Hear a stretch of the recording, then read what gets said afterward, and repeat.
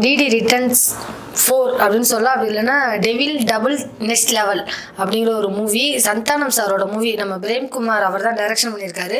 எனக்கு ரொம்ப எக்ஸ்பெக்டேஷன் என்னவா இருந்தது அப்படின்னா, ஒரு ரிவ்யூவருங்கிற கான்செப்ட் தாண்டி இது ஒரு ஹாரர் காமெடி ஜானர். இதுக்கு முன்னாடியே பார்த்தீங்கன்னா பார்ட் 1 வந்து பயங்கரமாக கலக்கியிருப்பாங்க, ஹிட்டு. பார்ட் 2வும் ஹிட்டு, பார்ட் 3யும் ஹிட்டு. ஸோ அதனால இதுவும் கண்டிப்பாக ஹிட்டு அப்படிங்கிற ஒரு மைண்ட் செட் வரும்ல.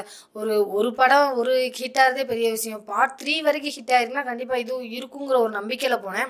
ஆனால் அந்த நம்பிக்கை ஃபுல்ஃபில் ஆச்சான்னு கேட்டால் எனக்கு சீரியஸாகவே அந்த மாதிரி ஃபுல்ஃபில் ஆகவே இல்லை. ஒரு இடத்துல கூட எனக்கு அந்த ஃபீல் கிடைக்கவே இல்லை. ஏன் அப்படின்னா, ஃபர்ஸ்ட் ஹாப்லாம் பார்த்தீங்கன்னா எந்த இடத்துலையுமே காமெடியே இல்லை, காமெடிங்கிற ஒரு விஷயமே இல்லை. எதுக்காண்டி அந்த ஒரு விஷயத்தை கொண்டு போய் ஆரம்பிக்கிறாங்க, எதனால அப்படி போகுது அப்படிங்கிறத ஒரு டீட்டெயிலாக சொல்லணும். ஆக்சுவலி சந்தானம் சார் வந்து ஒரு ரிவ்யூவர்னு காட்டுறாங்க, பட் எந்த ஒரு சீன்லையுமே ஒரு 4-5 சீன்லையாவது அட்லீஸ்ட் அவர் ஒரு ரிவ்யூவராக இன்னும் கொஞ்சம் பில்ட் பண்ணி காமிச்சிருக்கலாமோ. அது ரொம்ப கம்மியாக காமிச்சாரு. அந்த இடத்துல தான் கவுண்டர் பண்ண முடியும், காமெடி பண்ண முடியும். அந்த இடத்துலயே பயங்கர சொதப்பல். சரி, அதுக்கப்புறம் ஒரு இன்டர்வலுக்கு அப்புறமாவது படம் பயங்கரமாக இருக்குமா, சந்தானம் சாரோட காமெடியை எதிர்பார்த்துட்டே இருப்போம். ஏன்னா சந்தானம் சார்னு சொன்னாலே டைமிங் கவுண்டர் அப்படிங்கிறது தான் அவரோட மிகப்பெரிய ஹைலைட்டே. அந்த ஹைலைட்டை வச்சு தான் இவ்வளோ தூரம் வந்தது. அப்படி இருக்கிற பட்சத்தில் வந்து செகண்ட் ஹாஃப்லேயாவது அந்த காமெடி ஒர்க் அவுட் ஆகுதா, அந்த கவுண்டர் கொடுக்குறான்னு கேட்டால் கண்டிப்பாக இல்லை. படம் முழுக்கவே அவர் வந்து கதையோட வெறும் ட்ராவல் ஆகிறாரே தவிர நம்ம எதிர்பார்த்த அந்த ஃபுல்ஃபில் பண்ணவே இல்லை. அது ஒரு பயங்கர டிசப்பாயின்மெண்ட்டு. கதை ஓரியன்டாக உண்மையிலே வந்து டைரக்டருக்கு வந்து ஒரு தேங்க்ஸ் சொல்லணும்.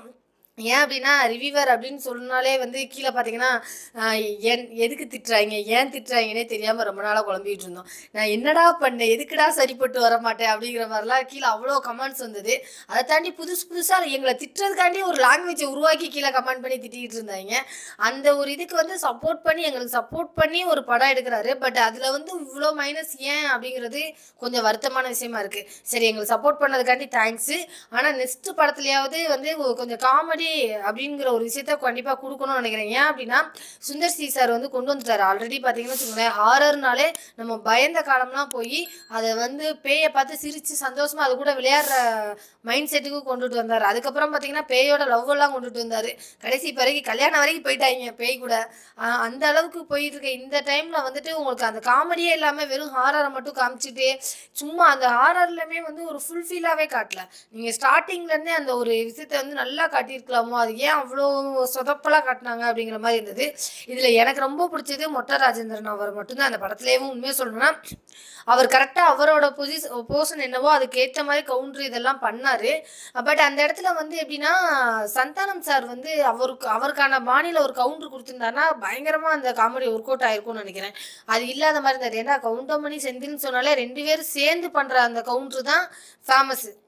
அதே மாதிரி தான் இவங்க 2 பேரும் சேர்ந்து அந்த கவுண்டர் பண்ணியிருந்தாங்கன்னா ஃபுல்ஃபில் ஆகிருக்கும். ரெண்டாவது ஆக்சுவலி கஸ்தூரி அவங்களோட அந்த தெலுங்கு லாங்குவேஜ் ரொம்ப நல்லா இருந்தது. தமிழில் பேசிகிட்டு இருக்கும்போதே திடீர்னு தெலுங்கு வந்தது. அதில் வந்துட்டு ஒரு டைலாக் ஒன்று வரும். ஆக்சுவலி வந்துட்டு பெருமாளே அப்படின்னு சொல்லிட்டு அதுக்கப்புறம் முருகா அது மாதிரிலாம் ஒவ்வொரு இந்த கடவுளையாக கூப்பிடும்போது ஏதாவது ஒரு கடவுளை கூப்பிடுமா, கடவுள் கன்ஃபியூஷன் ஆகிட போகிறாரு அப்படின்னு சொன்னேன். அந்த ஒரு சில விஷயங்கள்லாம் ரொம்ப நல்லா இருந்தது. இதில் வந்து என்னென்னா, படம் முழுக்க எவ்வளோதான் நம்ம நல்ல விஷயங்களை தேடி தேடி ஒரு சீன் 2 சீன் தான் எடுக்க முடியுது. மற்றபடி ஃபுல்ஃபில்லாக ஒரு காமெடியாக கொண்டுட்டு போலையோ, ஒரு ஹாரரையாவது பெஸ்ட்டாக கொடுத்துருக்கலாம். அதுவும் ரொம்ப சொதப்பின மாதிரி இருந்தது. பேயெல்லாம் அந்த அளவுக்கு ஒன்றும் சுத்தமாக பயப்படணும் இல்லை, குழந்தை கூட பயப்படாதுங்க அந்த மாதிரி காமிச்சு விட்டாங்க கடைசி. அதுவுமே கொஞ்சம் வருத்தமான விஷயமா இருக்குது. நெக்ஸ்ட் படத்துலையாவது தயவுசெய்து காமெடி ஒரு ஜானர் எடுக்கிறீங்கன்னா அதை ஃபுல்ஃபில்லாக பண்ணுங்கள். அப்படி இல்லையா, இது ஒரு ஹாரர் ஃபுல் த்ரில்லரான மூவி, ரொம்ப ஹாரரான மூவி, அந்த ஒரு ஜானர்லேயே கொண்டு போகிறதா இருந்தால் அந்த ஜானர்லேயே கொண்டு போங்க. ரெண்டையும் மிக்ஸ் பண்ணுறேங்கிற பேரில் நிறையா இடத்துல நான் இப்போ பார்த்த படங்களில் நிறையா படங்கள் அந்த மாதிரி தான் இருக்குது. ஒரு ஜானர் நீங்கள் ஃபிக்ஸ் பண்ணிங்கன்னா அந்த ஜானரை சக்ஸஸ்ஃபுல்லாக கொண்டுட்டு போங்க. நிறைய ஜானர் அதுக்குள்ளே மிக்ஸ் பண்ணி நான் கொடுக்குறேன்னு சொல்லி எல்லாத்தையும் டோட்டலாக சொதப்பிட்டாங்களோ அப்படிங்கிற மாதிரி தோணுது. டெக்னிக்கலாக சொல்லணும்னா உண்மையிலே கேமராமேனோட விஷயம் சூப்பராக இருந்தது. அதுவும் அந்த அந்த ஸ்லோ மோஷன் அந்த ஒரு எஃபெக்ட் வந்து எவ்வளோ ஈஸியாக அந்த சில விஷயங்கள்லாம் திருப்புவார். அந்த இடத்துல அந்த ஒரு கேமரா ஆங்கிள், டிஃப்ரென்ஸான வேவ், அது எல்லாமே ரொம்ப நல்லா இருந்தது. அனிமேஷன் சூப்பராக இருந்துச்சு. சவுண்ட் எஃபெக்ட்ஸுமே ரொம்ப நல்லா இருந்தது. டிஃப்ரெண்டாக நம்ம பழைய படங்களை கலாய்க்கிற மாதிரியே சவுண்ட் எஃபெக்ட்ஸு.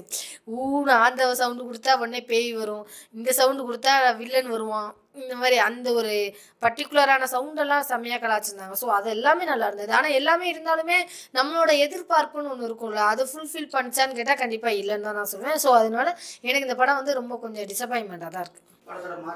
நான் 6 கொடுப்பேன். ஆக்சுவலி வந்து என்னன்னா கதைக்கு அது எங்களை சப்போர்ட் பண்ண ஒரே காரணத்துக்காண்டி வேணால் 6 கொடுக்கலாம். அதை தாண்டி பார்த்தீங்கன்னா அந்த படத்தில் வேறு எதுவுமே இருக்காது. அதுக்கு மீறினா ஒரு 4-5 ரீமேக் சாங் மாதிரி இருக்கும். ஒரு 4 சாங் வந்து நம்ம முன்னாடி படிச்சு சும்மா பாடலாம் பாடுவோம்ல, அந்த மாதிரி ரீமேக் சாங்லாம் இருக்கும். அதில் கௌதம் வாசுதேவன் அவரை மறந்துட்டேன். ஆக்சுவலி சாரி சார் அப்படின்னு சொல்லணும். ஏன்னா அவர் இந்த படத்தில் வந்து நான் உண்மையிலே ஒரு பயங்கர சீரியஸான அவர் தான் ஃபுல்லாக வந்து காட்ட போகிறாங்க அப்படிங்கிற மாதிரி பார்த்தா கடைசி நிமிஷத்தில் பாடி பில்டப்பாகவே போயிடுச்சடா அப்படிங்கிற மாதிரி ஒரு பில்டப்லேயே போன மாதிரி இருந்தது. அதுவும் உயிரின் உயிரே சாங் நீங்கள் வந்து அந்த ஒரு 2 போர்ஷன் காமிச்சாலும் சூர்யாவை கொஞ்சம் பீட் பண்ணிட்டீங்கன்னு நினைக்கிறேன், வருத்தப்படுவாருன்னு நினைக்கிறேன். அந்த அளவுக்கு சூப்பராகவே அந்த டான்ஸ் மூமெண்ட் நல்லா இருந்தது. இந்த வீடியோ பிடிச்சிருந்துச்சுன்னா லைக் பண்ணுங்க, ஷேர் பண்ணுங்க, கமெண்ட் பண்ணுங்க. ரஃபி தியேட்டரை மறக்காம சப்ஸ்கிரைப் பண்ணிருங்க, பெல் பட்டனை கிளிக் பண்ணிருங்க.